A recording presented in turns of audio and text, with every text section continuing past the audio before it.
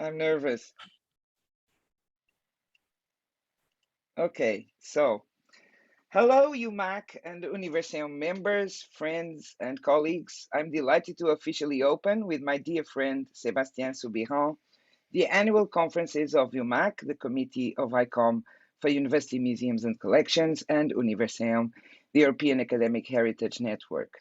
Welcome everyone, especially those attending a UMAC or Universeum conference for the first time. First, a couple of housekeeping notes very briefly. In order to keep the costs to a minimum and zero registration fees, we are doing all the organization ourselves. So this means that there may be mistakes or glitches. We apologize in advance. And if you are not receiving the participants list or your name is not in it and should be, or some link does not work, please write here in the chat or email Winja Chu or Martin Stricker. Together, they cover all time zones and will reply in minutes. Apart from the low attention span, the limited feedback, etc., the time zones are the biggest obstacle of any remote conference. We are mindful that our schedule privileges the time zones of Europe and Africa. We apologize for that. That's why we need to be very strict with the duration of each session, and that's why we have few breaks. More breaks would further benefit Europeans. Please use the links to informally hop in or out as you find suitable. They will not be changed. The sessions will be recorded and made available in UMAC and Universeum websites in coming weeks. 2 sessions will be live streamed on YouTube, the UMAC Annual General Meeting and the UMAC Award 2021 ceremony, both on Friday. All the rest is on Zoom for registered people only.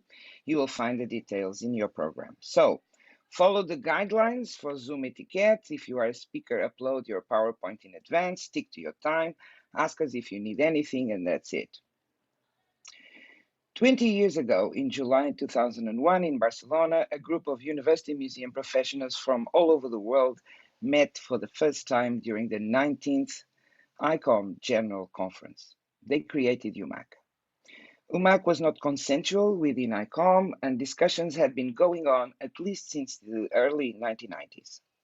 I invite you to see the UMAC Origins series in our YouTube channel, a series of very interesting conversations with persons involved in key moments before, during, and after 2001.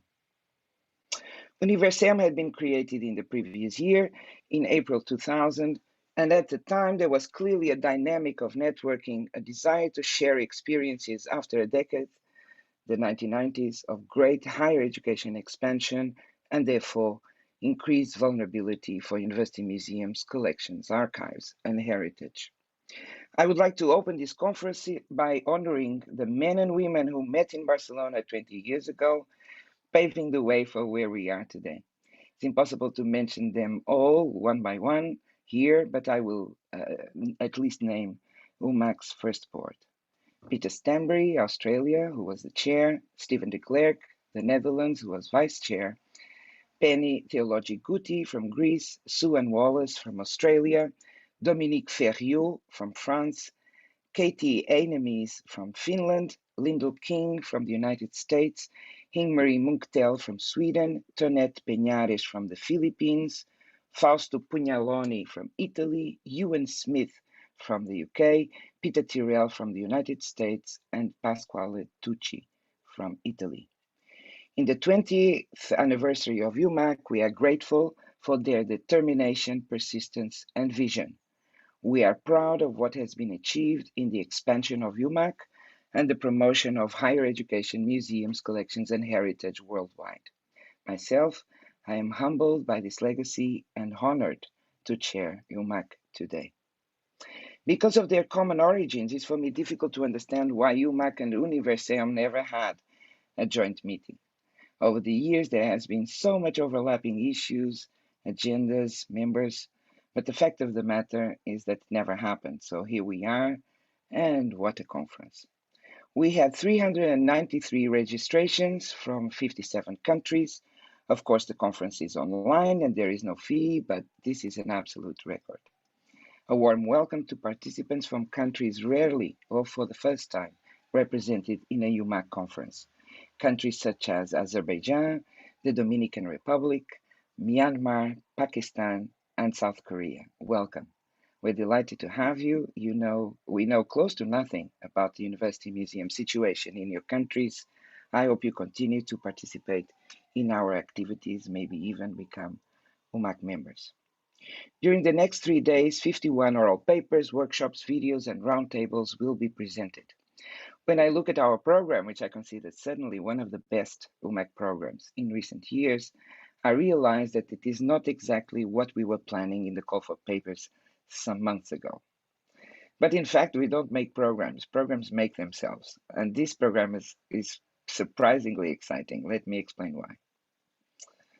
I think we have the opportunity in this UMAC-Universeum conference to do something we never did before, at least deliberately. Instead of merely sharing cases and practices and experiences among ourselves, which is of course important, and we will continue to do so, this program gives us the opportunity to address our active role in 3 core issues that will shape not only our sector, but the global museum and culture sectors in coming years. I think we can do it, and in some fronts, even perhaps take the lead. The first issue goes to the core of what a museum is and results from the impact of COVID in our daily practices and audiences. What does it mean to be a hybrid museum in a hybrid university? What long-term consequences will the simultaneity of in-presence and digital audiences have in our programs, our resources, our staff training, our teaching, our research, our third mission? Can we as university museums help define what a hybrid museum is? Also, the economic and social impact of COVID should concern us. More than practices and audiences, attitudes and values should change. In Europe, we are beginning to relax, but for most of the world, the pandemic is not over. The economic crisis and unemployment are not over. The suffering is not over. The grief is not over. Can we, as university museums, collections, and heritage, contribute? And how? The second issue is our past, which is not idyllic or benign. How can universities address the issue of heritage tainted with histories of violence, forceful occupation, oppression, exploitation, unethical research, and war? Most importantly, how can we go beyond university museums, bound by the ICOM Code of Ethics, let's not forget, deep into our departments, laboratories, and institutes, which are full of items embodying uncomfortable truths? What is our responsibility as museum professionals? How to raise awareness, bring these issues into the light in our daily conversations with colleagues and students? How to engage in meaningful dialogues with communities and countries of origin? The third issue is sustainable development. Just 1 month ago, the ministers of culture of the G20 recognized the social role of the cultural and creative sectors in more sustainable production and consumption behaviors and practices. During the meeting, the president of ICOM, Alberto Garlandini, highlighted the importance of museums, and I quote, "Many studies confirm that museums are amongst the most trusted institutions across the globe. Museums are in a unique position to support sustainable environmental policies, to disseminate scientific information, and encourage sustainable practices in their local communities." End of quote. Perhaps an even more important role to replace old narratives about our relationship with the planet is that museums have the objects, collections, and stories where both the old and new narratives are anchored. Here, too, I believe the role of university museums, collections, and heritage is essential. These 3 issues are addressed explicitly in our program. They are massively important and massively overdue. Our conference challenges us to rethink university museums in the present, examine with respect, dignity, and courage our uncomfortable pasts, and look into our common future with certainty and a bit of fear, sure, but also with the necessary confidence and hope in museums, in universities, and in ourselves as a collective. The time is now. Next year in Prague, the Czech Republic, a new museum definition will be adopted. The Code of Ethics will be updated. ICOM will have a new strategic plan for this decade, more aligned with the UN 2030 agenda. Possibly the ICOM statutes will have to change to make these changes more meaningful and structural. We, UMAC, and Universeum have things to say, innovative experiences to share, and we cannot stay in the fringes or be left behind. Dear friends, to conclude, before I pass to Sébastien Soubiran, the president of Universeum, on behalf of both UMAC and Universeum, I'm grateful, very grateful to the boards of Universeum and UMAC, to the organizing committee, particularly Winjie Chu and Martin Stricker. Thank you so much. The UMAC-J editor, Andrew Simpson, and Gina Hammond for the incredibly fast Book of Abstracts. Jayamira Nadaraza from the Jardin des Sciences, the University of Strasbourg, for the equally incredibly fast participants list. Remember that registrations closed yesterday. And all the referees, keynote speakers, workshop organizers, roundtable moderators, and session chairs.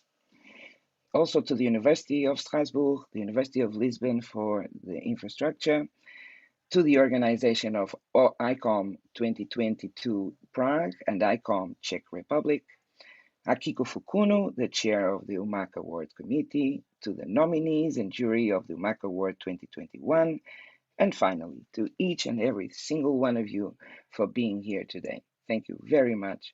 This could not have been done without you. Over to you, Sébastien. Thank you. Thank you, Marta. Big applause. Thank you very much for this introduction.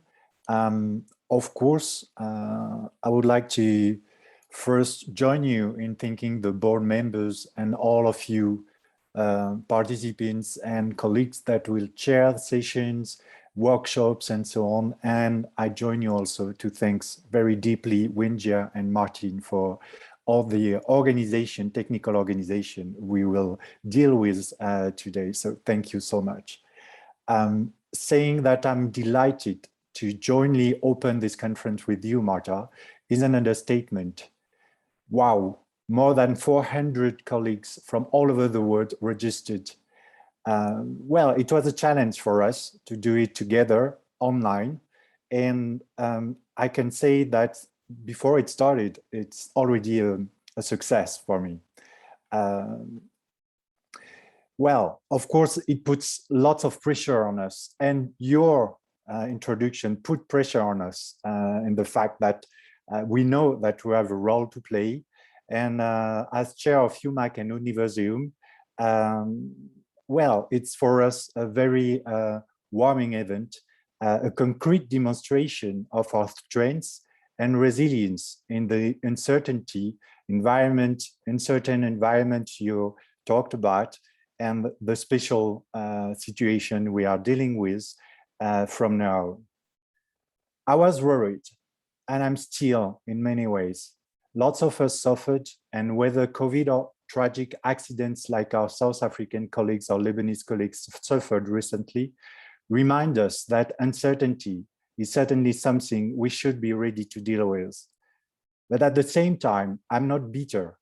Let's even say that I'm confident, and let me give you some reasons why I feel reasonably confident regarding university museum and collections perspectives in the years to come, on top of those that Marta has been raising.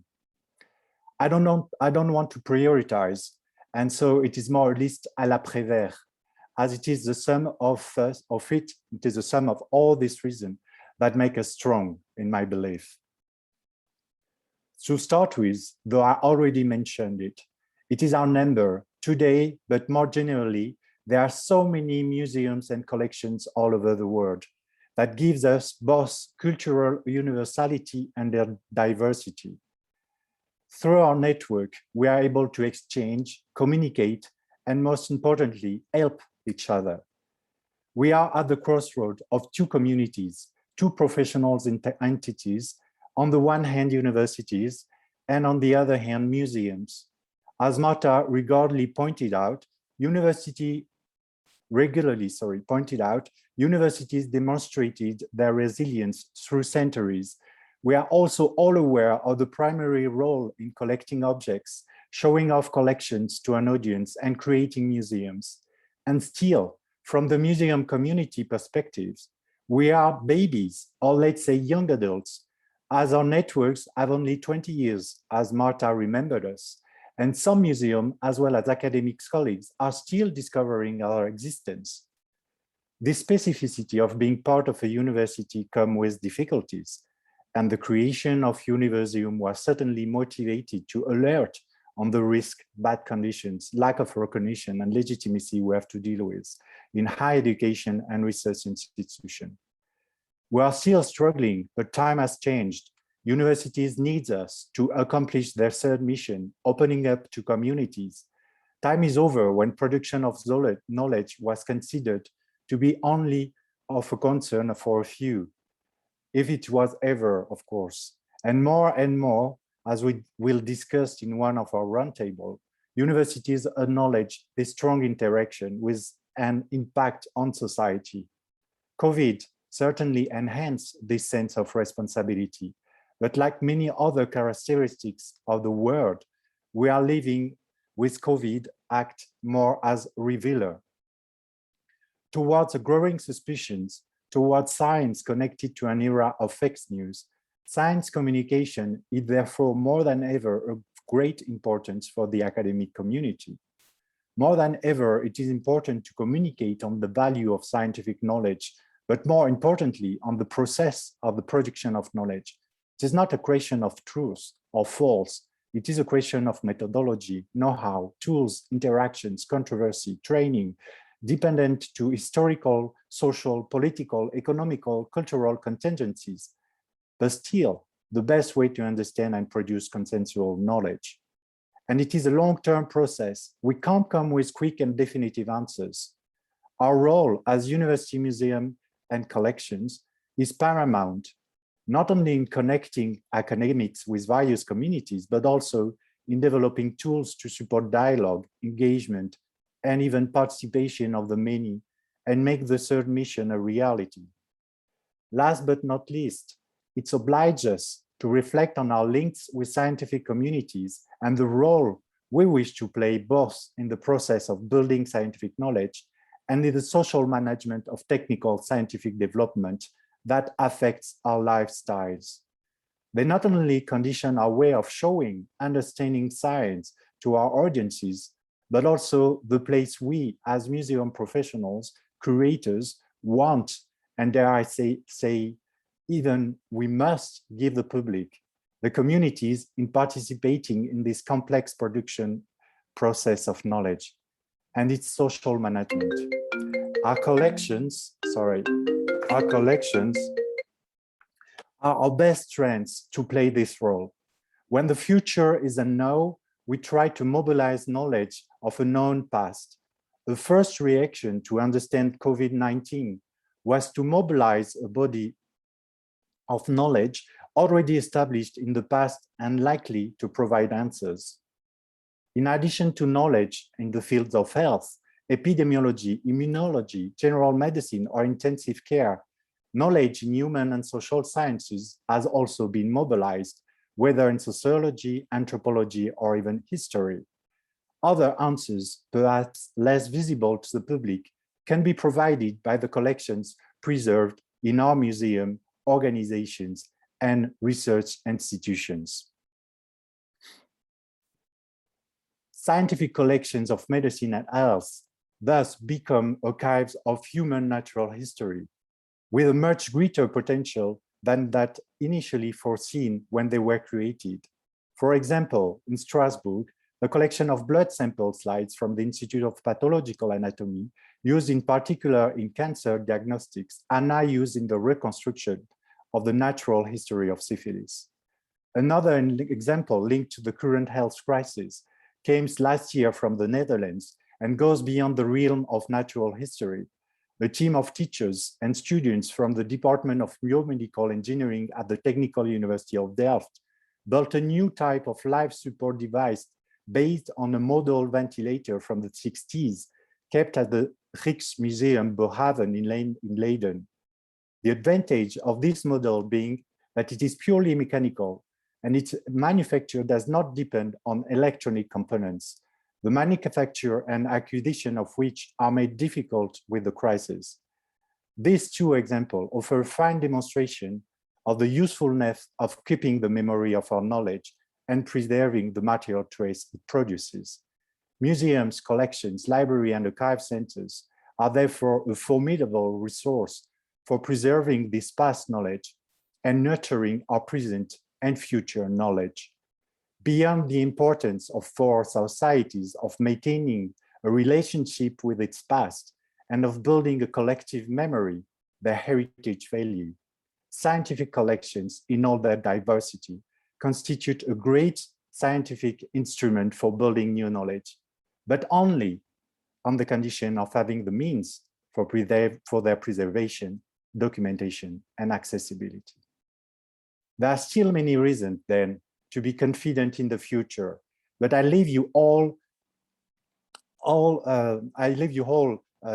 to help us to add some reason to be more confident during this conference, which I have no doubt will enrich us and help us with moving forward and strengthen our ability to play our part in society and hopefully for a better world. Thank you very much. Well, thanks, Sébastien. And certainly the future will look brighter the more together we are, the more shared experiences we have. And although we are remotely, I'm sure there's already some vivid comments in the chat. And this will be a progress for both of our communities. So I think we're ahead of schedule. Well, when I mentioned those breaks thing in my opening, I'm mindful that we are all at home or in our offices, and so sometimes we disconnect and do our things, feed the dog or whatever, or walk the dog or the baby, feed the baby, and so on, and we interrupt. So we can do that for 2 or 3 minutes now. I think that our first keynote speaker is already there. I checked. Henry McGhie, are you there? Yes. Hi, Marta. Hi, good to see you. Wonderful to see you.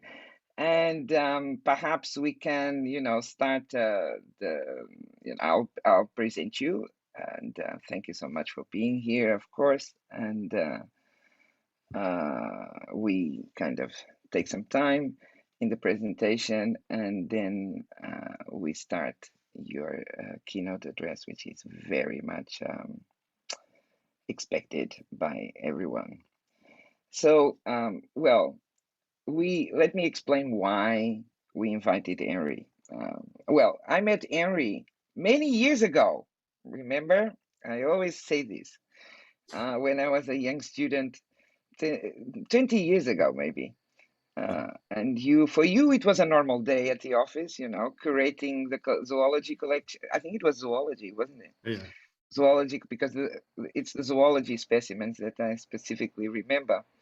For you, it was another day at the office, but for me, it was so exciting to see the collections of the Manchester Museum around 2000, 2001. But he changed his life. He's no longer at the Manchester Museum, and is doing some fantastic, some amazing projects, and that's why we invited him. So, although the role of museums in sustainable development, social inequality, and economic prosperity is not new, let's not forget, for example, the eco-museums movement and the experiences of social museology in Latin America around and in the aftermath of the Declaration of Santiago do Chile, which will be, by the way, 50 years next year in 2022. This role of museums in sustainable development recently gained a renewed urgency in the light of COVID, climate emergency, species extinction, mass migration and demographic change, social justice and the rights of indigenous peoples, and other major contemporary issues of cultural, economic, social, and possibly existential impact. So ICOM has for the first time a working group on sustainability, And we very much wanted to put sustainable development in the Universeum and UMAC agendas. We believe that university museums are ideally positioned to play a much more active role than has been the case so far. So we invited Harry McGhie from Curating Tomorrow to help us reflect on this role in the light of the UN Agenda 2030 and the Sustainable Development Goals. Harry McGhie has a background as an ecologist, museum curator, as I said, and senior manager. He set up Curating Tomorrow in 2019 to help empower museums to contribute to sustainable development agendas, including the Agenda 2030 and the Sustainable Development Goals, climate action, biodiversity conservation, and human rights. He is the author of Museums and the Sustainable Development Goals, published in 2019, a book that I most certainly recommend to all of us. He's a member of the said ICOM Sustainability Working Group, also of the International Union for the Conservation of Nature, IUCN Commission on Education and Communication, and also a member of the United Nations Framework Convention on Climate Change, the UNFCCC, on education, communication, and outreach stakeholders. So, an incredible profile and experiences to share, and lots, I'm sure, to tell us. Thank you so much for accepting our invitation, Harry, and please go ahead. The floor is yours. Let's share the PowerPoint and start. Okay, thanks, Marta, and thanks for the invitation. It's really a great honor for me to be here to speak with you today. It's really nice to see some familiar friends and colleagues among the attendees. And as Marta says there, I'm going to talk about museums and sustainable development, mostly in the sense of these the Sustainable Development Goals, which you can see there. So I'll talk for about maybe 45 minutes, and then we can have a nice long time for questions. But I'd really encourage you also to take advantage of the opportunities that are presented by the online experience, is to use the chat to share your ideas or your suggestions, what you're already doing with your other colleagues, and use it as a chance to network that way. And so I'll talk about three things really about sustainability and sustainable development, because there's a lot of confusion or misunderstanding of what these things are. To talk about the problems of our world and some of the causes, which Marta mentioned just before, and to talk about Agenda 2030 and the Sustainable Development Goals really as a step change, completely fantastic opportunity for museums, for UMAC, for ICOM, and actually for everyone across society to address these problems that we see in different ways.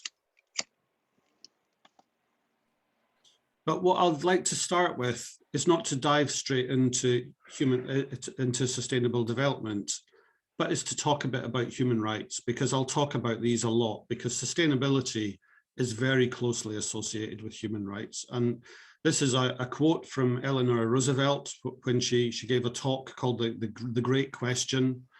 And I'm just going to read it out. It's a lovely quote. So where after all do universal rights begin? In small places close to home, so close and so small that they cannot be seen on any maps of the world. Yet they are the world of the individual person, the neighborhood that he or she lives in, the school or college he or she attends, the factory, farm, or office where he or she works. Such are the places where every man, woman, and child seeks equal justice, equal opportunity, equal dignity without discrimination. Unless these rights have meaning there, they have little meaning anywhere. And I love this quote because it speaks very much to things I care about.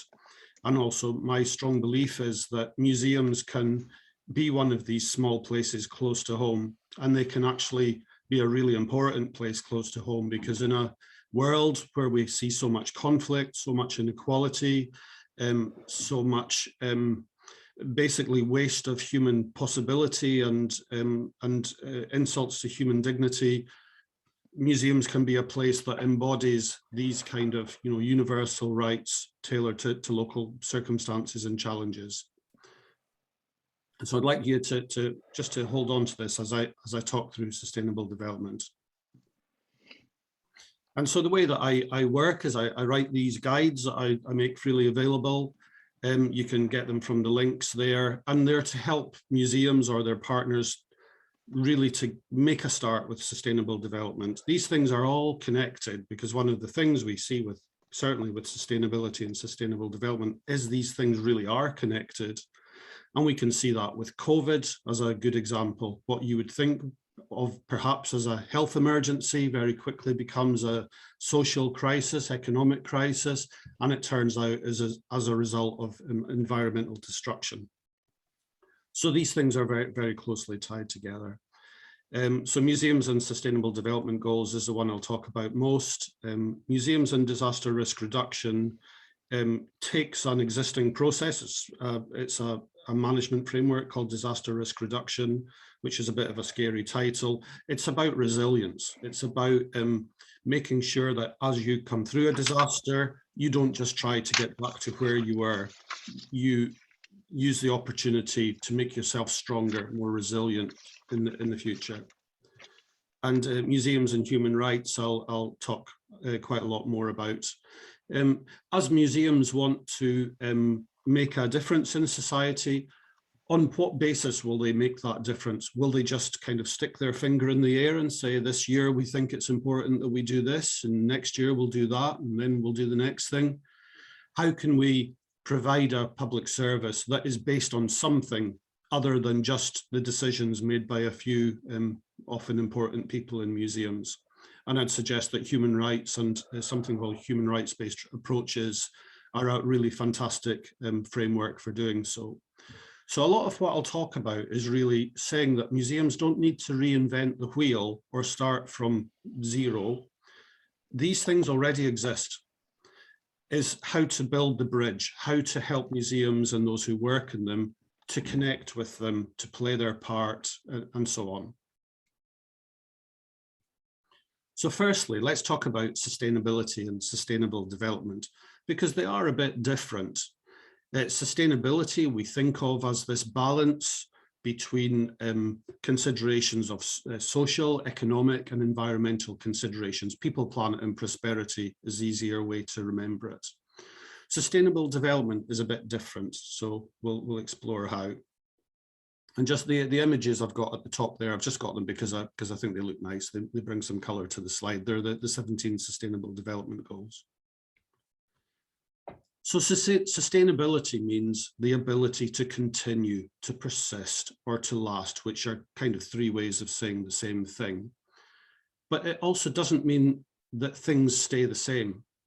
So how can we keep hold of what is important at the same time as changing? And we can certainly apply that to museums. How can museums retain what is important? And I don't just mean collections, but in terms of their purpose, their function, their social role. How can they retain that while they transform in the face of current challenges? And also, how can they avoid kind of ping-ponging between different issues, as I mentioned earlier? And we can really draw on some of these frameworks, as I mentioned, like disaster risk reduction, is to really better understand, well, what are these things that we're talking about? What is sustainability? What is resilience? How do we reduce our vulnerability? How do we reduce our exposure to risk?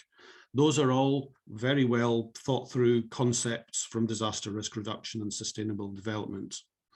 So sustainability really involves these three capacities: our ability to absorb a shock, to stay the same, to adapt to shocks, to change incrementally, or to transform, to have a step change. And I would also suggest that we are at such a crucial time at the moment, because it is a time of huge challenge, but of huge opportunity, but also huge risk, that museums could run the risk of making decisions now based on the current circumstance that close doors that they might find useful in the future. And we have to make sure that museums make good decisions. And so my belief is that using these kind of frameworks and opportunities is one of the great ways to do so. So to return to sustainability, this idea of these three aspects of sustainability, sometimes it's shown as a building that looks a bit like a museum or the UNESCO logo with the three pillars, classical building, of economy, society, and the environment. And very often people in the cultural sector would say we need a fourth pillar, which I'm personally not hugely in favor of, because culture is actually the way that we draw the boundaries between these three things. But currently we have a system where largely we extract value from the environment to create value in the economy. And that's very problematic because the environment is getting to be in a much worse condition. And society kind of sits in the middle of that. That just can't go on forever. So how can we change that relationship? And really what we're trying to do is either to get a point where, if you can think of this as a kind of point with these three things balancing on it, or if we can perform a kind of magic where one of them can grow but not upsetting the balance of the other two. And this is what we talk about when we talk about circular economy or the green economy. And there's an easier way to think about this, is if we think about just a photograph of a market. I'm not sure where it is, but it's a place where peppers grow really, really well. So this is a good example of how we can see these three aspects of sustainability. So someone has grown some peppers, some natural capital. They're going to sell them in the market, which provides them with some economic capital, and that will fund their life, which provides them with social capital. So to some extent, we can transform these three values around, but we can think more deeply about this. And that's to use the metaphor of a bank account.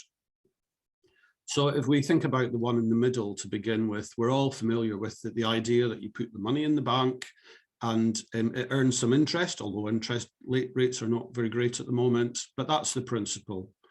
That so long as you're only ever spending the interest, that can arguably go on forever. And if you spend less than the interest earns in a year, you're actually accruing, you're growing your capital. We can think about the same approach for social capital, shown on the left, the people with their arms up. Social capital would be our relationships, our friendships, the creativity that exists across our community. And on the right-hand side, it would be natural capital. So the old idea that there are plenty more fish in the sea is no longer true, because we're eroding our natural capital. We're eating into the capital investment, and that is just no use. It doesn't work at all. And I find this really quite a helpful metaphor to think about. So, but I think it's also worth saying that the words sustainable and sustainability can be very overused to the point where they become meaningless. You would say something is more sustainable, or this is socially sustainable, where sustainability in its true sense means considering those three things: the impacts on people, planet, and prosperity. So the old sense of sustainability and being sustainable is generally about reducing negative impacts, about doing less harm. It's about efficiency. It's about doing things better. And that is just not enough. So sustainable development, which I prefer much more, can be defined as focused activity to achieve a better balance of considerations of people, planet, and prosperity. It's about doing more good and also doing less harm. It's about doing things better, but it's also about doing better things. And this relates very much to your conference, as I'll talk about. And the thing I really like about sustainable development is that rather than get stuck in how we define sustainability, because that's a dead end, wastes a lot of time, sustainable development is about the action. We need to do things. It's about concretely doing things. So secondly, let's look at some of the problems of our world and some of the causes. Again, we can draw on the UN system. It has a disaster risk reduction unit, and it looks at all of the problems, all of the challenges, and it looks kind of behind those challenges. What are the things that sit behind those challenges? And so there are 6 are recognized around damage to the environment, which we see in terms of climate change, pollution of the seas, coral reefs dying off, so on. Globalized economic development, which disconnects consumption of goods from the production of goods, or where waste goes. So those who benefit most from economic development suffer the impacts least, and that's just unfair. Poverty and inequality, both within and between countries. Poorly planned urban development, which museums can also unfortunately participate in. Climate change, which is if we think COVID is difficult, then climate change is off the scale, more complex to deal with. And the last one I'll talk about is weak governance, and this is very relevant to ICOM and UMAC. So that's what I'll explore next. So weak governance, actually I should say first that governance is different from government. Governance is just how decisions are made across society, who's involved in those decisions, whose voice is more important than who else's. So weak governance occurs in situations, and this is a quote from OECD, in which public sector actors are unable or unwilling to assume their roles and responsibilities in protecting rights, providing basic services, public services, and ensuring that public sector management is efficient and effective. So public sector actors just means organizations or institutions that play a role in society. And I hope that you would agree that museums and so on are related to this in terms of providing basic services, public services, and of course, because universities and so on ultimately are largely funded by public money, they are part of a public sector in a broad sense. And I'm going to give you an example of weak governance. And so what I'll talk about through this talk is to highlight some of the problems that we have with our current situation, but then some solutions towards the end. So if we take the ICOM Code of Ethics, which Marta mentioned before, which is seen as a kind of ultimate kind of not rule book, but guideline for ICOM.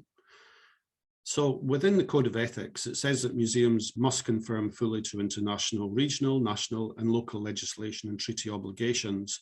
And it gives a list, but unfortunately the list is very selective. It just deals with a rather narrow set of concerns, which are mostly around copyright and ownership of cultural property, the 6 culture conventions and so on. So the list doesn't include the Universal Declaration of Human Rights, the International Covenant on Civil and Political Rights, International Covenant on Economic, Social and Cultural Rights, the Framework Convention on Climate Change, or the International Convention on the Elimination of Racial Discrimination, and I'll talk more about that afterwards. Now, this is actually quite a serious problem because the 2 covenants that are near the top of the list actually have a standing in international law, international human rights law.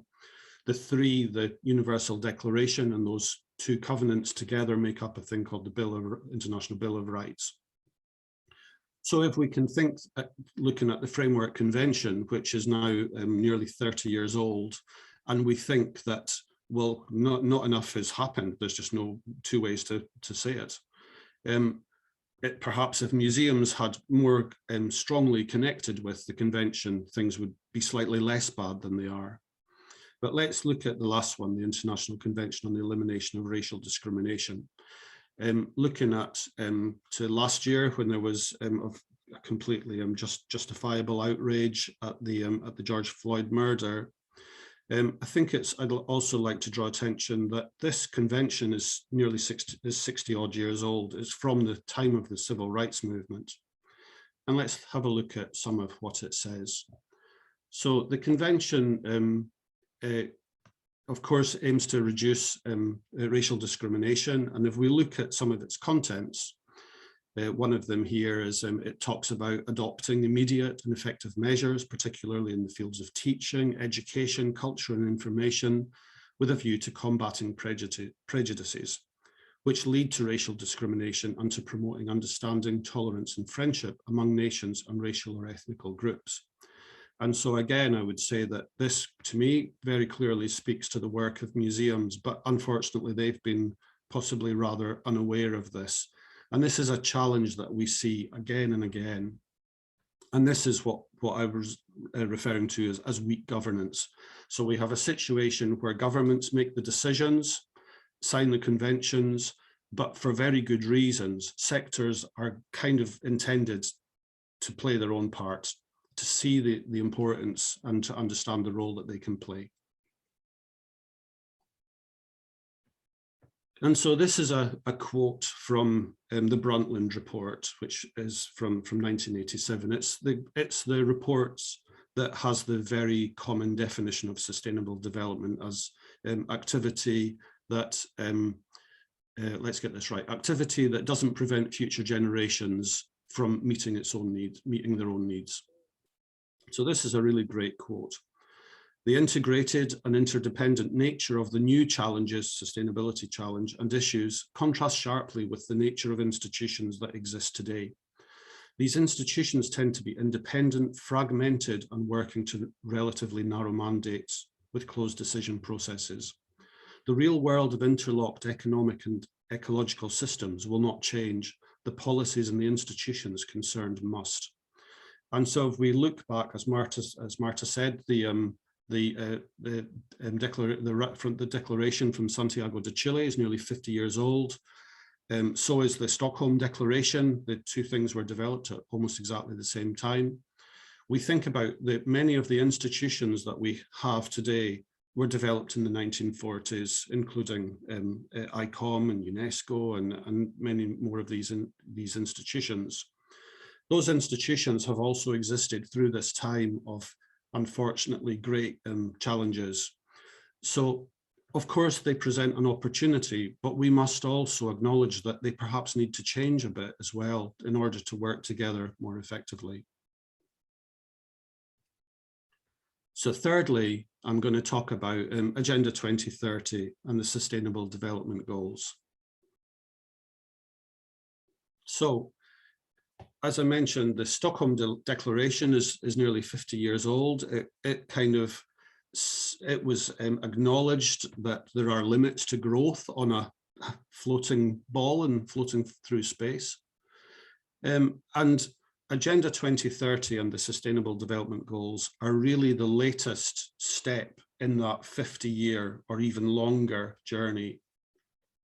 So, as I mentioned, we've had governments making declarations, signing conventions and treaties, but unfortunately, for various reasons, the activity just hasn't happened. This is weak governance. So when the Millennium Development Goals were launched in 2000, they were directed to the Global South, largely to address poverty and very serious health concerns there, and they used a different approach. It used goals rather than conventions. So we can think that there are lots and lots of conventions and treaties. People are often not that keen on familiarizing themselves with them, although most of them are actually not that long. So the Paris Agreement is only about 25 pages long, and most of them are kind of similar. The Sustainable Development Goals took a different approach. Rather than starting with the conventions, it started with the challenges. And this is actually quite an incredible innovation, because if we think about if a museum goes to talk to another museum, they can each have a fairly good idea of what one another does. What a museum does in one place is often quite similar to what they do in another place. Museums and libraries also have a lot of similarity, but as you start to work with institutions and sectors less like yourselves, understanding what one another does becomes increasingly difficult even to explain sometimes. So a goal-based approach is different, because you can say, okay, no poverty, I'm interested in no poverty. And anyone else can say, well, actually, I'm interested in no poverty as well. Rather than understanding what everyone else does, you just direct your attention to addressing that goal together. It's like a shorthand to collaboration. It's actually fantastic. And so many people would be familiar with the 17 Sustainable Development Goals shown on the right-hand side there.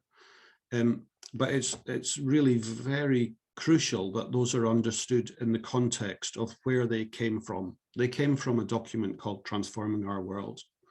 So between 2012 and 2015, there was a huge stakeholder consultation exercise, huge cross-society consultation exercise, to say, well, what are the goals and what are the targets more particularly? So the 17 goals are a kind of real shorthand for 169 challenges that the world seeks to address. And those 169 challenges are divided as targets among the goals. But let's look first at transforming our world. So transforming our world is ultimately about rights. And it's about ensuring that people in the future, well, people in the present are not harming the people in the future and nature in the future. It's also a fantastic opportunity, because in trying to create the future, we actually change the present. Is very, very powerful.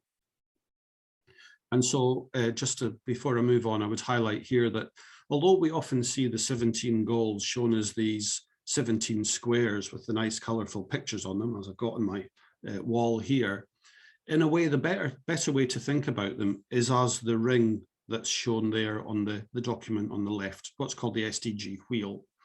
And in the same way, it's like saying that all of these things are equally important. So 1 to 17 is not like a list of priorities.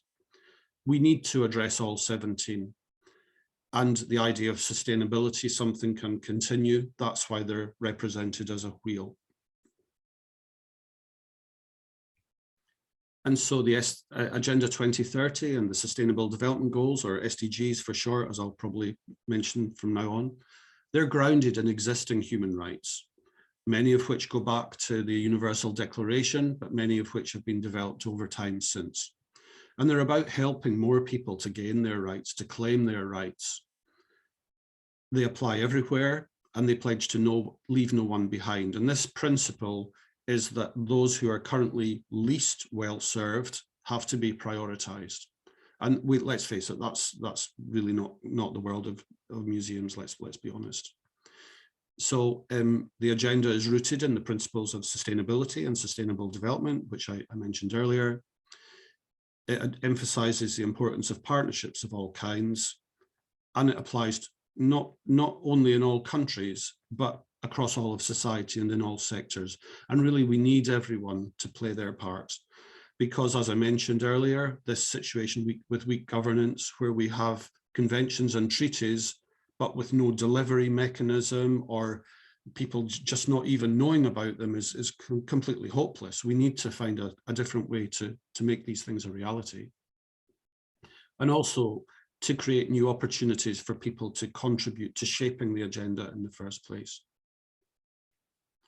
So the agenda is summarized as these things called the 5 Ps: people, planet, prosperity, peace, and partnership.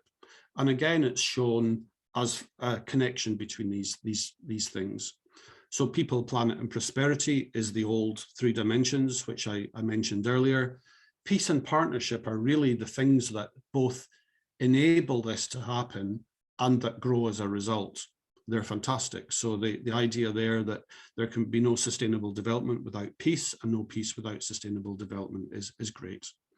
So the people aspect is about ending poverty, but that's not just about money, although that of course is part of it, because poverty also comes about from lack of access to your cultural property. You can see where I'm going with that. About being shut out of decision-making, about not having access to public services, and so on. Prosperity is about leading fulfilling, prosperous lives. Planet is obviously about supporting nature, which is the basis of our well-being. Peace and partnership are fairly obvious, so I'll move on. So these are the goals, 17 goals to change our world. It's important to say that they can't just be understood from this nice colourful picture, nice and colourful as it is, because even the goals have longer titles. These are just an icon for the goals. And within the goals, they have these targets, and they're actually the much more practical bit that I'll talk more about. And I suggest you work with more than the goals themselves. And so I wrote this guide in 2019 because I'm aware that a lot of this can seem quite complicated, and having worked with in and with museums for a really long time and been very interested in sustainable development, I thought, well, what can we do? What can we do about this? So I wrote this to help people basically get started with this. This circulates really widely. It's on about the best part of 20,000 downloads. You can get it for free. And the great thing about it is that because the Sustainable Development Goals apply everywhere and in the same way, but you tailor them to your local circumstances, these are actually a fantastic opportunity to collaborate both across UMAC, across ICOM, and with other sectors and with your publics. And so I'll give an example here of different ways that you can use the goals and targets. So I'll use one in a very focused way. And this speaks very obviously to the work of museums and universities.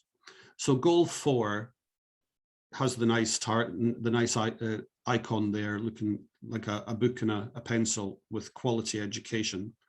If we look at the full title of it, it's about ensuring inclusive and equitable quality education and promoting lifelong learning opportunities for all. So you can see it explains it much better. And we can ask always, well, looking at our current situation, how well are we doing with this? How do we contribute to this positively? How do we contribute to this negatively? How do we do more of the good stuff and less of the harmful stuff?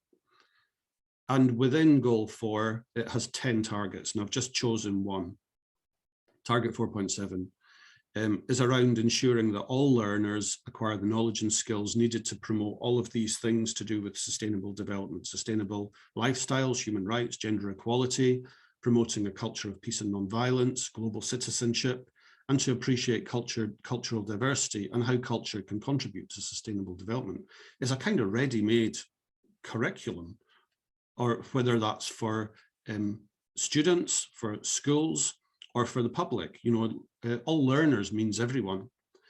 And this target is actually really crucial. And what I would say also is that the 17 goals are not 17 boxes. If we can think of them more as a kind of network, and each of these targets is a kind of entry point into that network. We have to achieve them all, or we achieve none of them. And so education is, of course, crucial for achieving all of the goals, and that's just something I'd like to emphasize. These things are very connected. And actually, there are lots of resources that are already there waiting to be used. So this is a fantastic publication from UNESCO from about 2017, I think, called the Education for Sustainable Development Goals Learning Objectives. And UNESCO uses a 3-domain model for learning, that in order to be effective, learning or engagement or participation needs to include all 3 things: cognitive learning, cognitive aspects, knowledge, thinking, socio-emotional, which is about our values and attitudes, and behavioral objectives, so practical skills. So a simpler way to think about it is about heads, hearts, and hands. We need to connect with all 3 things. There's no point just educating people about things if they aren't empowered to know what they can do with that knowledge, or to have the attitudes to see why it's important that they do so. And I think I'd like to say as well that universities have a particular role in this, because of course university education is linked with career progression. Unfortunately, that's very associated with consumption. So people who earn more consume more. they create more of the damage than others do. So it's really important that people acquire knowledge, but also have the attitudes to use it wisely and in socially responsible ways. But the second way I'd like to talk about the SDGs, Sustainable Development Goals, is to use them in a broader sense. And so in the guide, I suggest that I put forward a framework for 7 activities that museums all more or less do, but that are also their main opportunities to contribute to sustainable development. So around protecting and safeguarding cultural and natural heritage, and I don't just mean within the 4 walls, but being concerned about cultural and natural heritage more broadly, supporting education for sustainable development, promoting cultural participation for all, because that's a human right, supporting responsible tourism, supporting research, making sure that your organization's decisions and management are supporting sustainable development and not just adding to the problem, and creating effective partnerships and collaborations to create a better future. And so the way I'll talk about this is in relation to the rights of Indigenous peoples, because I know you're going to be talking about your guidelines for restitution and repatriation. And so the image that I've chosen here to highlight this is from the 10th anniversary, which is from 2017. So the Universal UN Declaration, or it's called the UNDRIP for short, is already 14 years old. So that's 14 years in which, as we'll see, though, museums are quite heavily implicated in these rights. That's 14 years that we could have gone faster, let's be honest. And I would say that just a few things to add, that the declaration, because it's a declaration, it's not a convention. So it's not a legally binding treaty in the same way as some of the other conventions. But these declarations are really kind of rights in progress. And the more that we empower people to claim their rights and involve people in the shaping of rights, that's actually one of the best ways to create a future where rights are better respected than they are at the present. And I'll just, so what we could say here is we can use the goals and their targets to understand challenges and opportunities, to develop programs of activity that support sustainable development, to increase the positive benefits and remove the negative impacts of your activity, to monitor and evaluate activity, and to communicate it more broadly. And I'll use this example.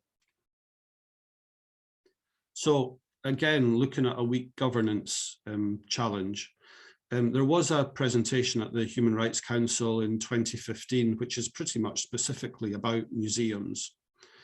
And it talks about something called the right to development is another well-established right, that people have to be active participants in activities that will impact them.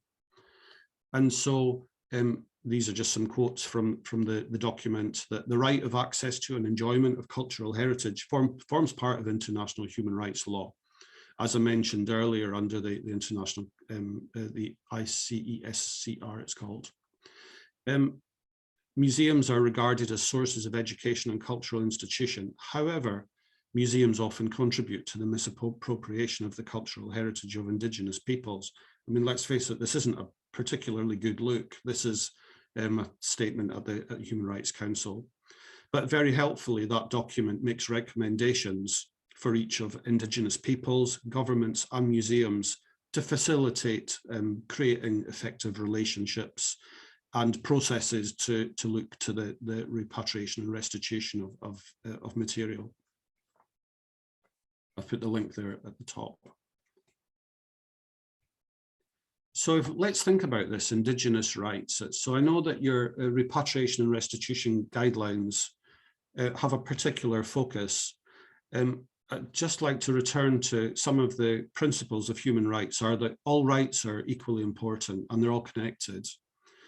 And as I mentioned earlier with the Code of Ethics from ICOM, it takes a rather narrow view of rights, the rights that ICOM is concerned with. Museums affect many rights, And these are actually, can be represented quite nicely through the Sustainable Development Targets. So if we take goal 1 is around, and I'll just go through these just as an example of how you can use them. So goal 1 is around zero poverty. And as I mentioned, that preventing people from accessing their heritage or their cultural property is actually a form of poverty.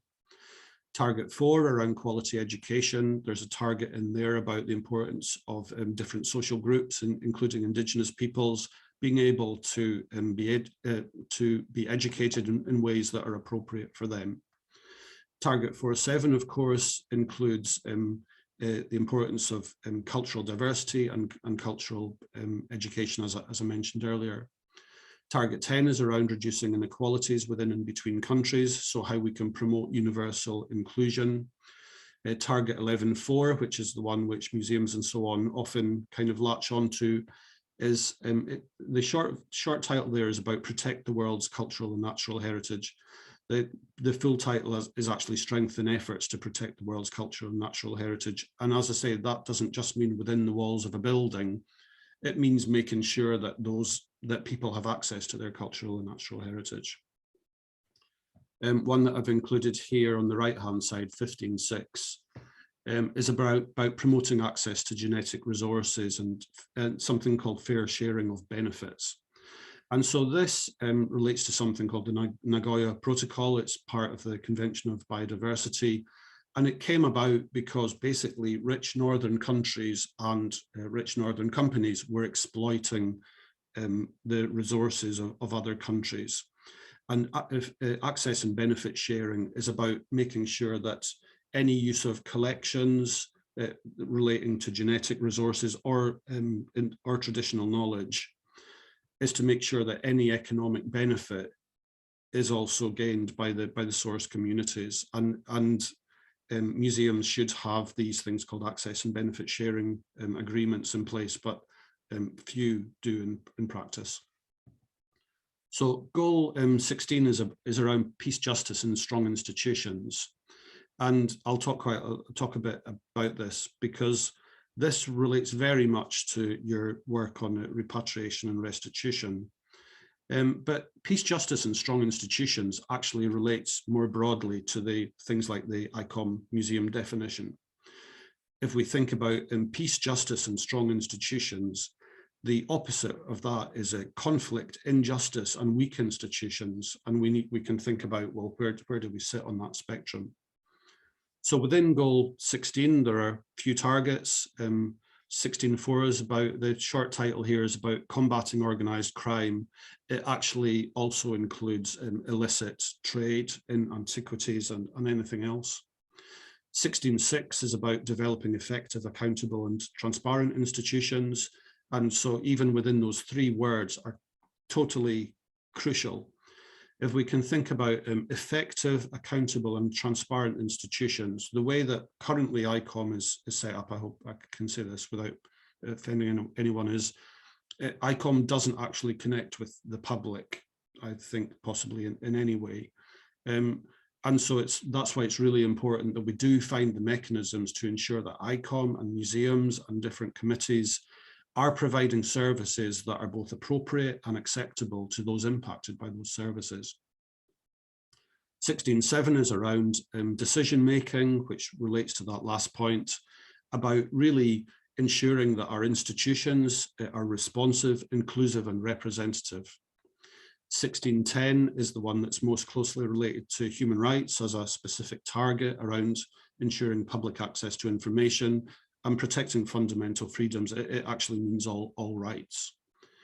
Because ICOM and UMAC, you have a lot of power, really, because you can create policies that have an impact. Policies are decisions, ultimately. They're about the decisions that you want people to take, that you can take. And target 17.14 there is around enhancing policy coherence for sustainable development. So that means ensuring that the policies you develop connect effectively with other existing conventions, legal obligations, and also the services that society may need. or desire. But ultimately what we're talking about here is this: promoting the rule of law and ensuring equal access to justice. As I mentioned before, peace among the 5 Ps of sustainability is completely crucial. So I hope some of what I've tried to convey is that some of these things are, of course, they're the right thing to do morally. Sometimes, very often, they're the right thing to do legally.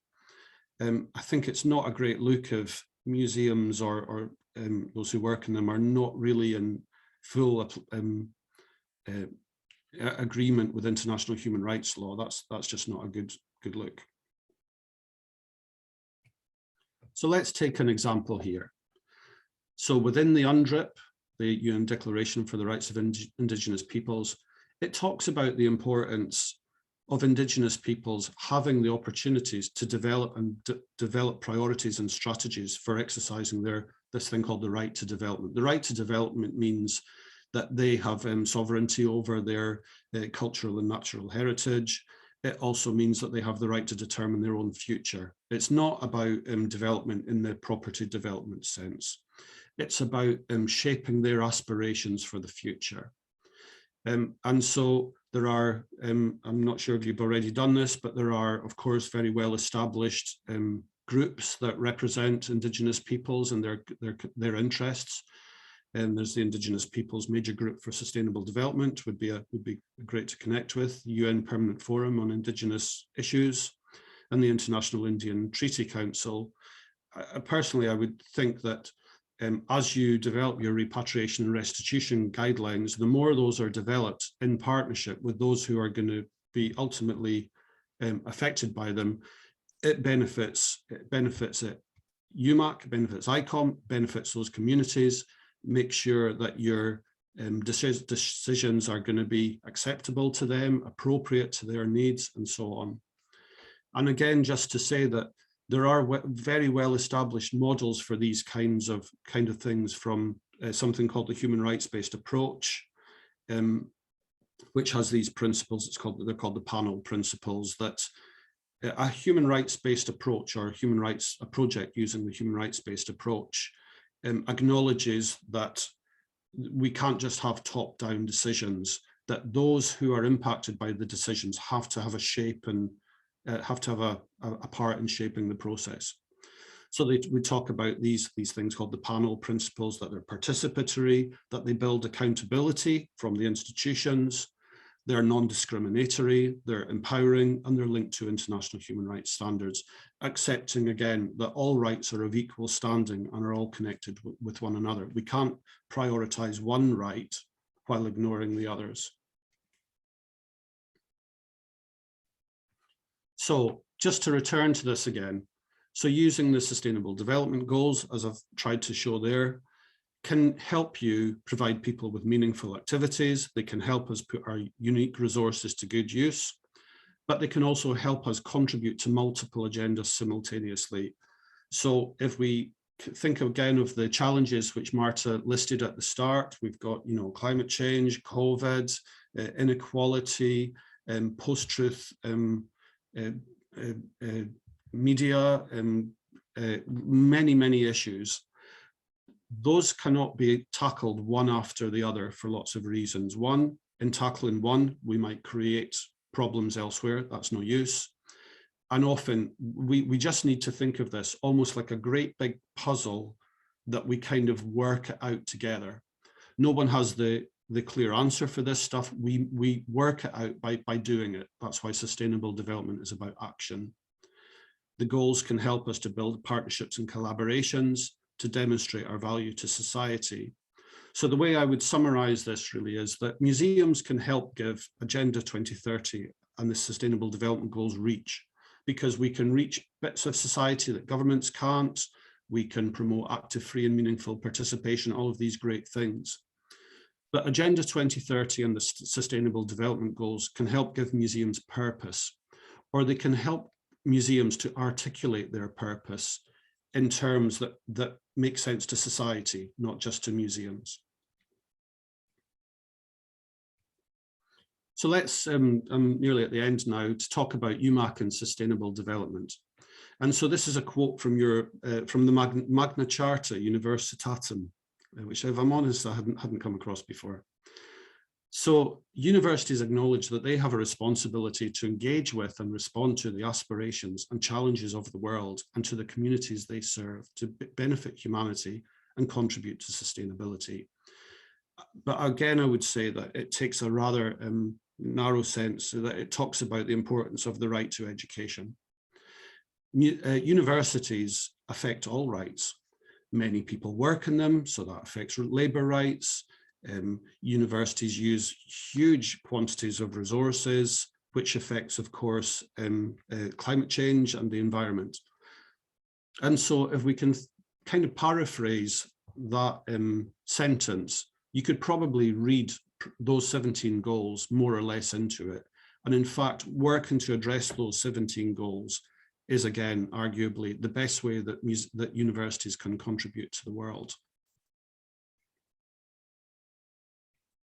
So again, here you have your joint conference. So your joint conference is actually a really great example of Goal 17, partnerships for the goals. Partnerships create things and value that we can't create alone. They can be transactional, of course, when one just learns from the other, but they can also create new things. They can unlock new creativity. They can build new momentum. They can just be great, let's face it. New ways of access, which is, as I understand it, another theme of your program, relates to many of the goals. So as I mentioned, around Goal 1, no poverty, Goal 4, clearly, Goal 5, gender equality, Goal 10, reduced inequalities, Goal 11, sustainable cities and communities, and so on. Issues of power relates most closely to 3 goals, I think, to gender equality, to reduced inequalities, and to peace, justice, and strong institutions. And ethics, again, relates most closely to Goal 16.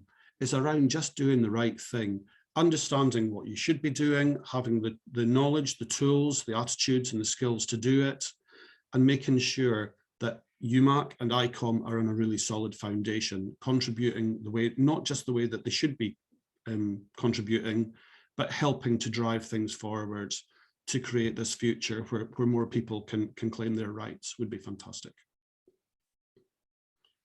One last project I would mention is another project I'm working on with ICOM, is to help people find the practical tools. So how do you do this stuff? So we've been collecting tools from different places together, and we've made this online toolkit for museums, libraries, archives, and other collections-based institutions, really to try to provide even more practical support. Because I know a lot of this can seem a bit unfamiliar, but once we start to do it, that's actually how it just becomes second nature. So I would say here that sustainable development is not just about knowledge, it's a bit like a muscle.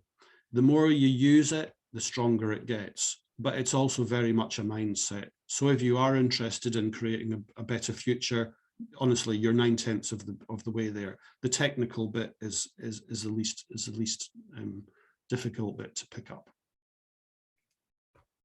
And just finally to say there are lots of opportunities, completely golden opportunities for museums to start to play a part in if they aren't already. So these are international decades that are live now. They don't need anyone's permission. In fact, they're actively looking for people to take part. 21 to 30 is Decade of Ecosystem Restoration, Decade of Ocean Science for Sustainable Development. We've got this Decade of Action for the Sustainable Development Goals. There will be a new program for the Paris Agreement, hopefully adopted later this year. Some other ones, we've got the 4th International Decade for the Eradication of Colonialism, currently live. International Decade for Indigenous Languages starts next year. 3rd International Decade to Eradicate Poverty is already, we're halfway through it. And the last one is the International Decade for People of African Descent, which is another great initiative. And if I can just pick out one there. So if we get to 2027 and poverty has not been eradicated we really need to do a bit of soul search in there and think, did I really do what I could? And if not, what else do I need to do? So I hope I've tried to convey that, people want to do this stuff. That's why, the sustainability resolution was adopted in 2019.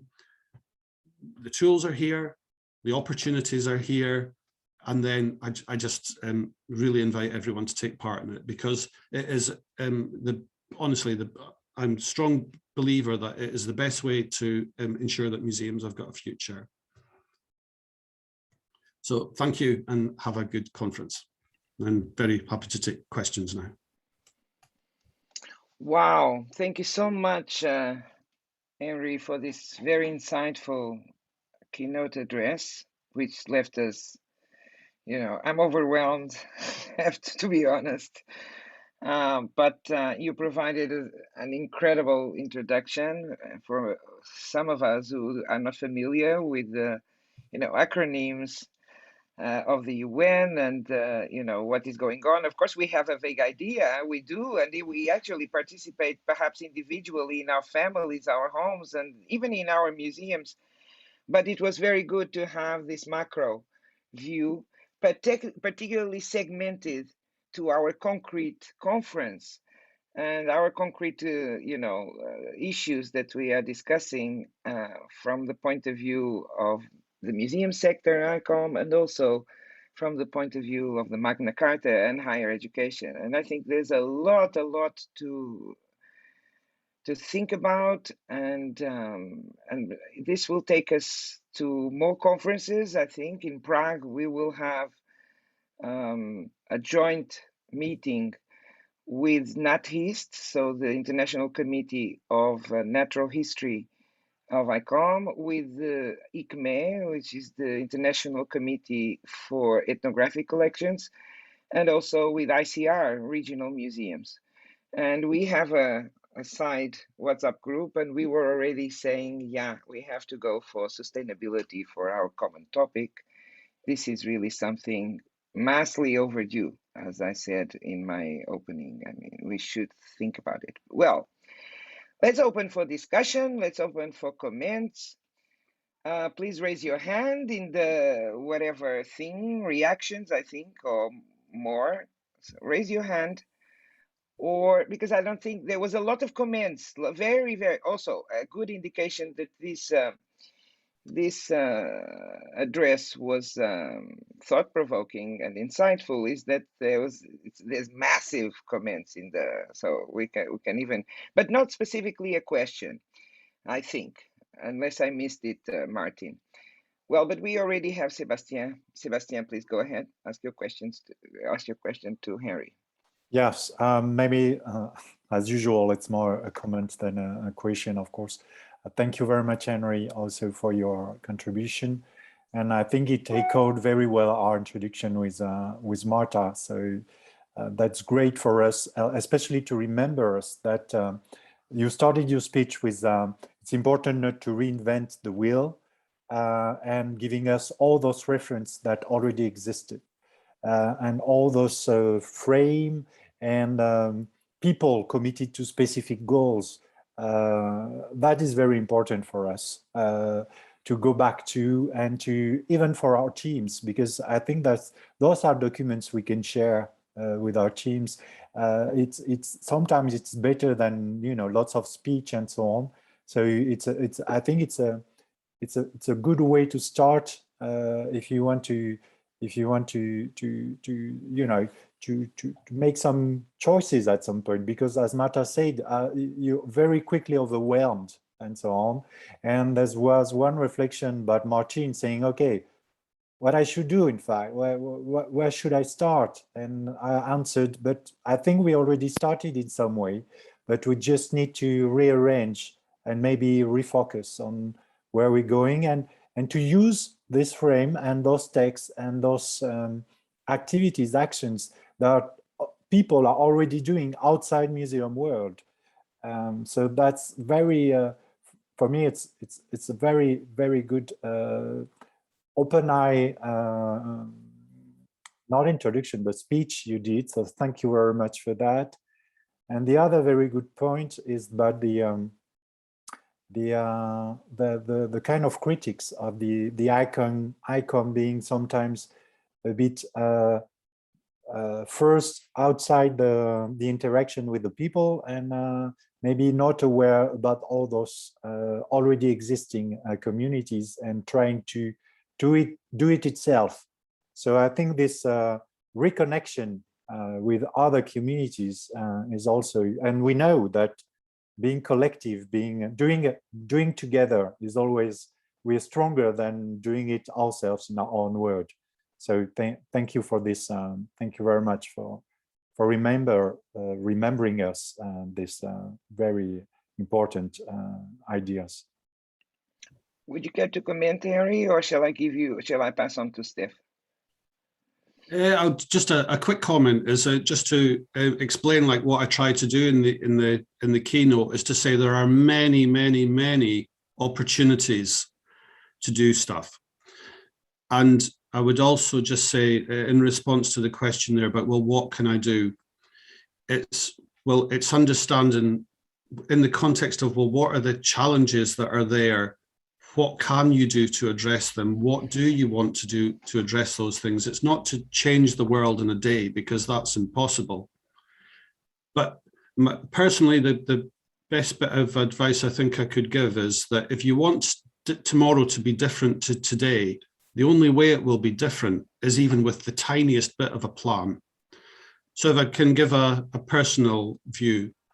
So if I want to use my car less, then tomorrow I should think ahead, well, how am I going to get to where I need to get to?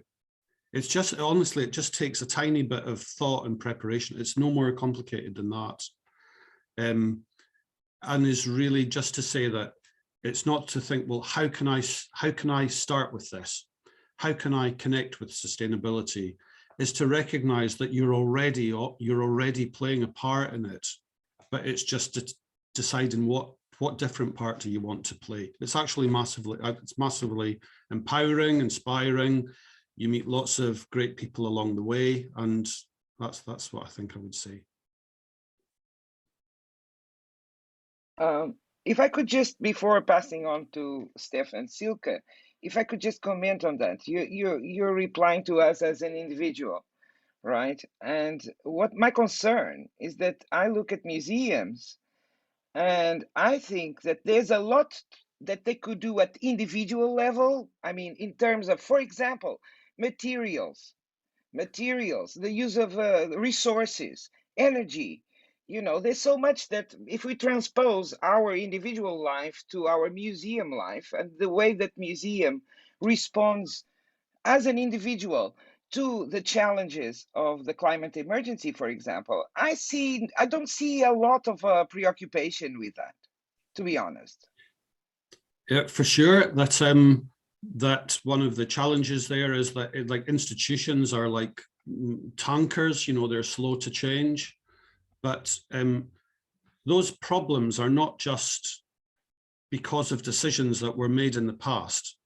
They're kept going by decisions that are made today.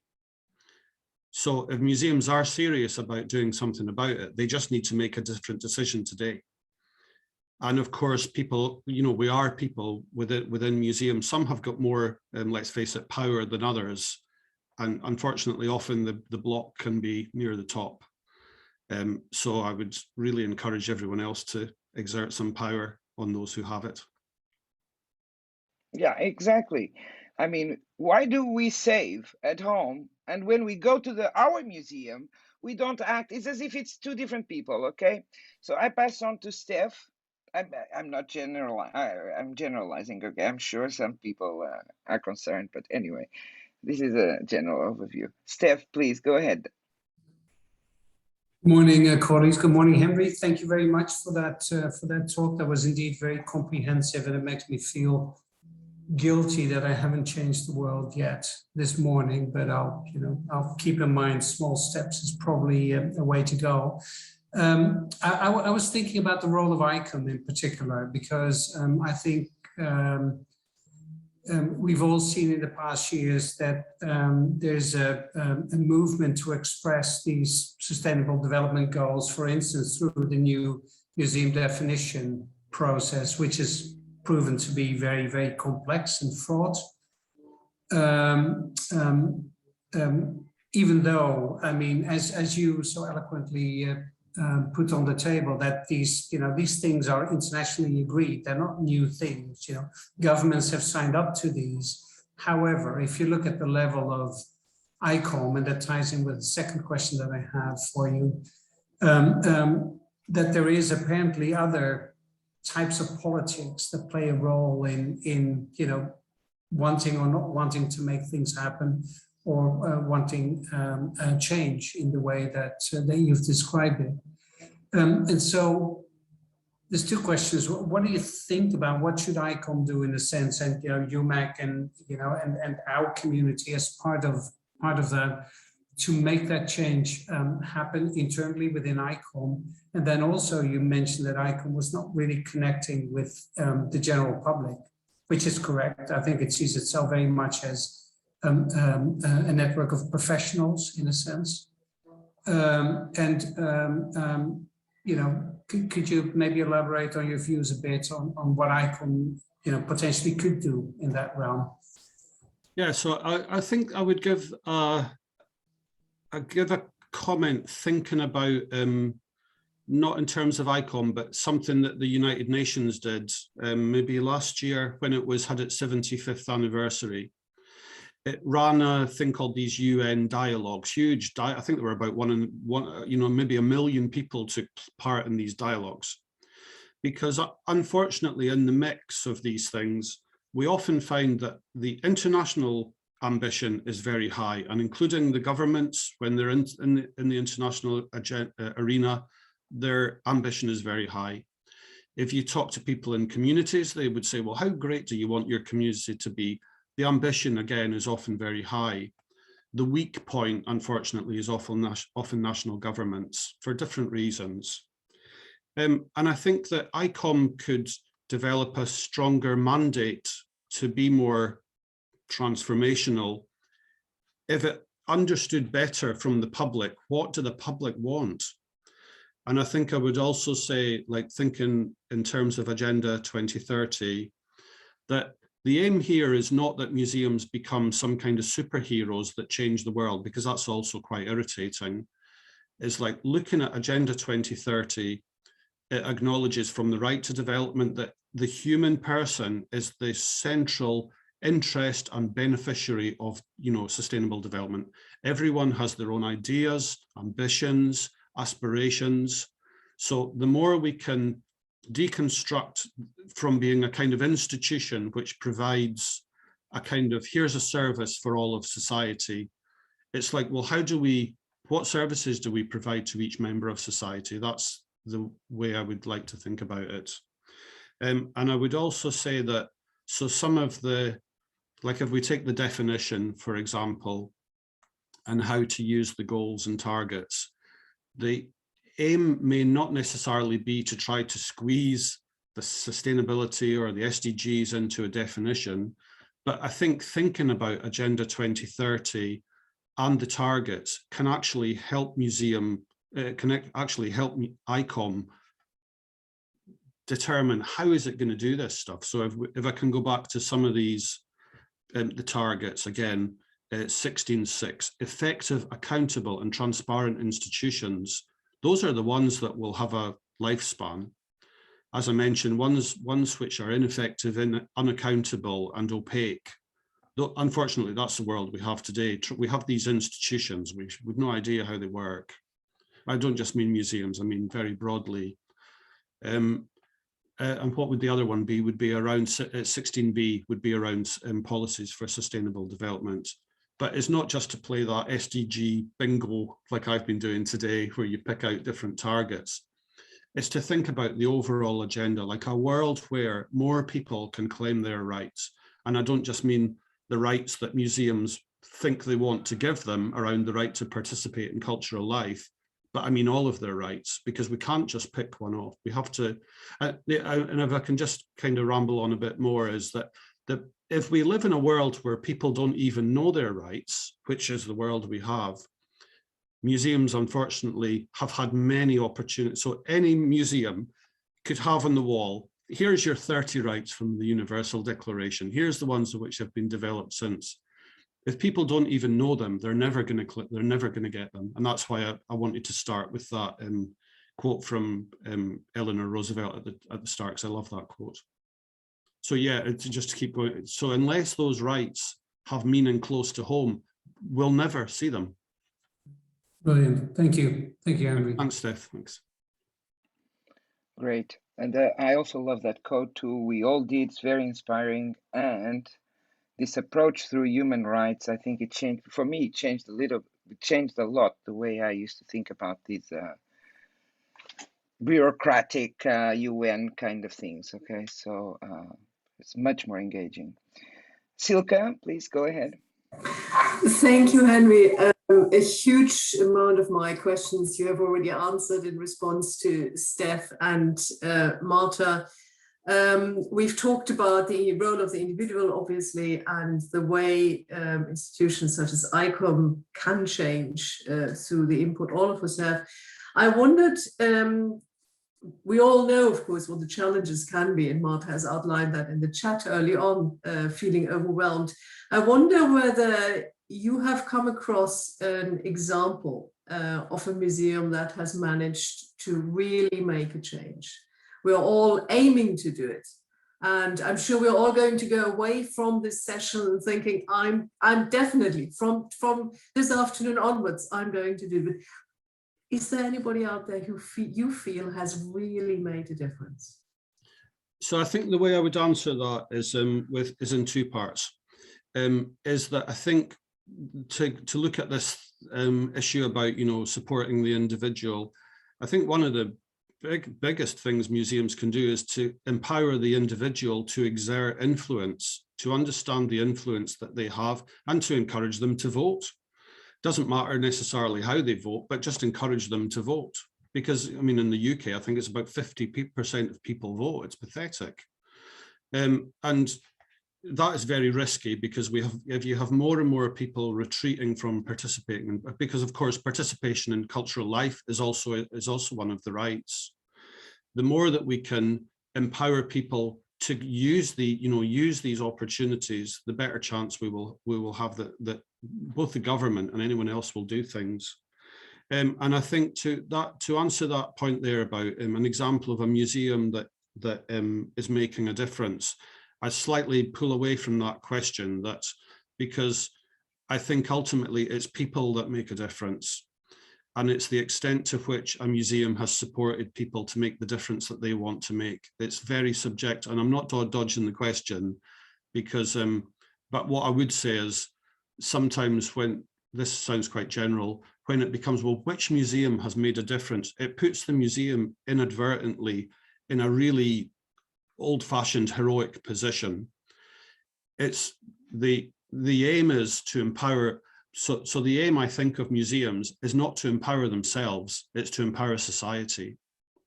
That's maybe a huge thought, but yeah, I think because there is a risk that the more that museums empower themselves, they may inadvertently be disempowering society, if that makes sense.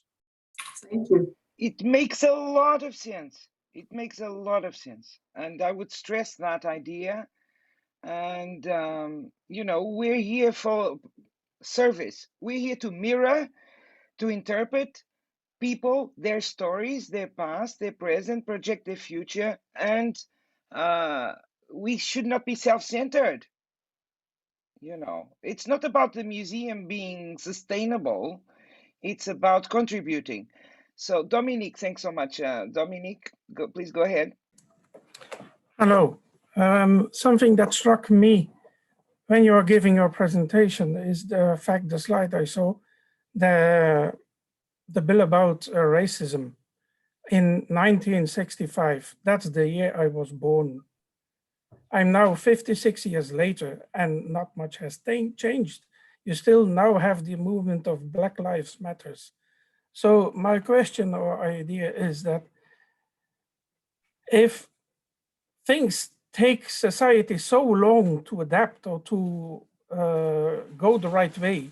Maybe university and university museums should make more of an effort to come out and say this is right or this is wrong. Normally it's said universities can't mingle in politics, but these things are not politics, they are social matters. And I have the experience that when something comes from the university, when a university museum says something, people listen because it comes from the people who can know, from the scientists. So we have to come out more with things like that. Because to give the example, last year in February 2020, it was quite obvious that we would have a pandemic.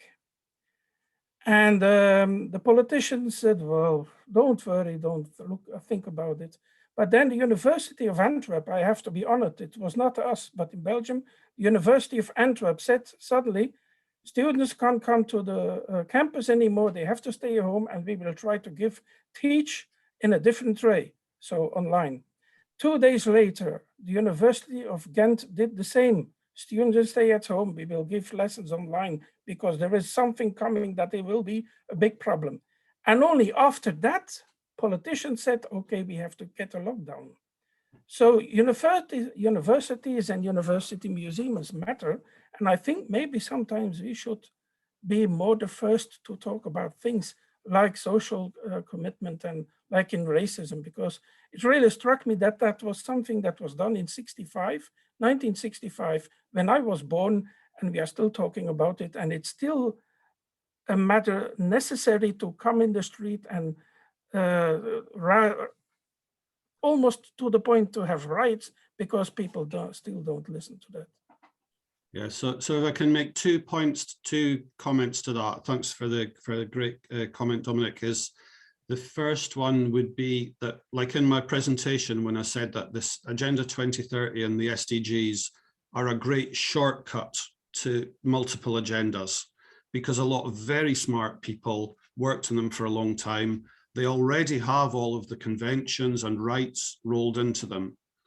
And I think so long as we approach them from that position that we are interested in right, and actually I'll make another comment there, is that in relation to whether this is politics, it depends how you define politics. And so again, the comparison I would give would be like how the UN uses this. They would say that, like so if we take the example of a sports match, there are 2 teams, but there's a referee. The referee is not neutral, but they are impartial, but they play by the rules. They try to see that the rules are adhered to. And if we can accept that the rules, in some sense, are human rights, then what we're trying to do is not necessarily say, you lot are right and you lot are wrong, and we're going to work with you lot that we agree with. We're saying, well, you know, this is a place that accepts rights. We all have these rights. Let's negotiate difference to get together. That would seem to me a really useful service that because museums can become, unfortunately, rather partial. And that's why their audience becomes more and more of the same people, because other kinds of people just don't see that they relate to them. And you made another great point. What was I going to say there? Oh yeah, this was what I was going to say about the role of museums in conflict situations, is that museums aren't just about documenting the past. They can be active agents in supporting people with the future. And so I'll give you an example. In March 2020, I was at a conference in America. It was right at the start of, probably we shouldn't have been traveling, but there we go, at the Smithsonian. And they had a great exhibition called Outbreak, which is about pandemics. And in the exhibition, they were giving the daily figures for COVID cases in different parts of the US. It was brilliant. It's like, it actually puts the thing to work. And that's what I'm interested in, is how do we put museums to work to create a better future? Thanks so much, Henry. Good points, Dominic. I have some comments in the chat too. But first of all, Kirsten Vincent, we're not saying where we are from, and it's nice. Okay, so Dominique is from Ghent, the University of Ghent in Belgium. Steph Scholten is from the Ontarian Museum in Glasgow. Who else spoke? Silke Ackerman from the Museum of the History of Science at the University of Oxford. And who else spoke? That's it. It was me and Sébastien. So Kirsten Vincent, please introduce yourself. Thank you. Yes, I'm the director of the Office for Academic Heritage at the University in Dresden, the Technische Universität. And I have two, sort of a comment and I have a question, basically. The comment would be, I mean, one of the things that is really important that we're really dealing with scales, right? If you look at all those goals, they're huge and they're just really scary and they're just really, it's a sort of a difficult situation for all of us. So I think it's really important to think about what we can do as an individual, what we can do with our institutions, and then of course on a higher level, let's say politics.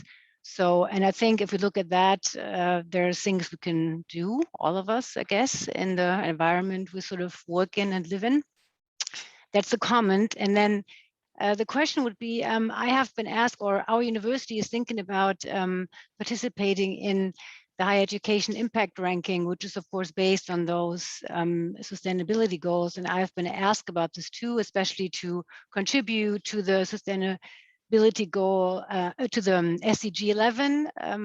So of course, we don't really have a museum at our university, we're all collections. So it's a different sort of look on things. And I'm not sure, I'm sort of, to be honest, sort of a little bit suspicious about rankings in the first place, because it's really difficult to, judge what is there, who's asking and how to answer those questions, which is something we're sort of discussing right now. So I'm debating whether or not this is a good thing or not. And I wonder, if you can give me your opinion on that. Yeah, sure. So in terms of the first point about scale, why I wrote the guide on the SDGs guide was really to try to help everyone make a start themselves. And so there's like a little kind of, I think it's a 6-step plan, just to think about, well, what role could you play? What are your kind of easy wins, your entry points to the SDGs? What difference do you want to make? So it might be, if you have a look at that, it's supposed to be dead easy. It's accepting that it's that we are ultimately all just individuals trying to do our thing, but collectively we can do things differently.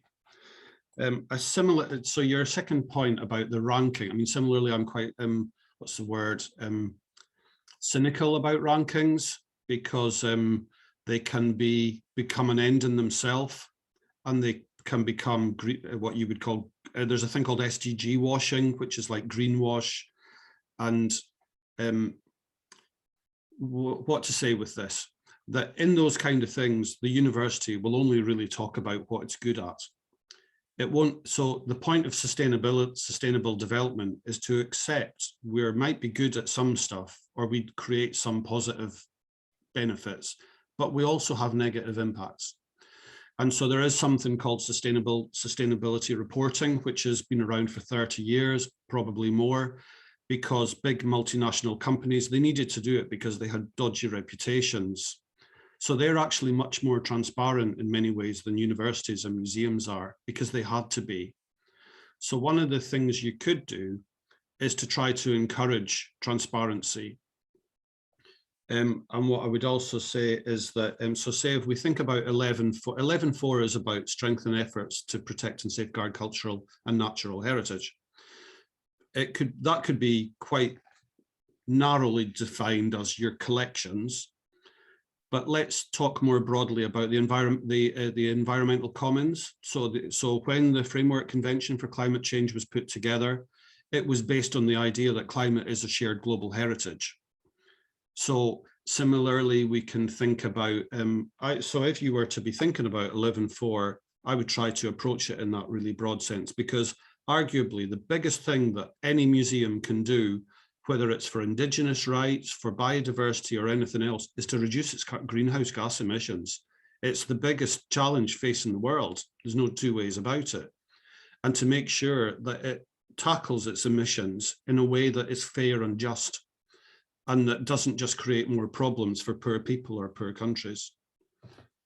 That's, but what I'd also say is you could use the opportunity of the ranking is to drive action, build transparency, build accountability, and certainly not just focus on, because I've been through these kind of exercises where you get this great big thing and everything sounds great. And the point I would make with it is that in sustainable development and like with climate, with the SDGs, they say that we either win them all. We either all win or we all lose. You can't have one winner. So it's also the extent to which we've worked in partnership with others. That's what I would say. Personally, I'm not a big fan of using them in a competitive way because they're not supposed to be competitive. Very good. Thank you so much, Kirsten and Henry again. I have a comment from Marlene Mouliou from Greece. Thank you for the inspiring ideas and the insightful commentaries. I have an issue with my mic, so I must write. But anyway, so here it goes. The university and the University Museum is not a monolithic entity. It consists of several different human systems that form a complex ecosystem, from the student community to the teaching staff, from the visitors to their families, etc. We need to systematize and enrich qualitative research on audience engagement and the social impact of university museums. She's right, we don't have that a lot. What do you think, Henry, as you know the field? Yeah, so what do I think with this? That I think, again, the goals, with museums and sustainable development, often we aren't even that clear on what outcome we're trying to achieve. So it's going to be a miracle if we actually get there, because we don't even know what it is that we're trying to achieve. I mean, this goes again to this thing called the right to development, thinking about, well, what is it that people want and the extent to which you've supported them to attain what are the things that they want, whether it's knowledge, skills, attitudes, whatever else. I'm not sure if that's answered the question, but I think, again, you could approach it from looking at using the goals and targets to at least help ask the question. So, like if it was in goal 4.3, I think, is about student education. 4.4 is skills for work. 4.7 is education for sustainable development.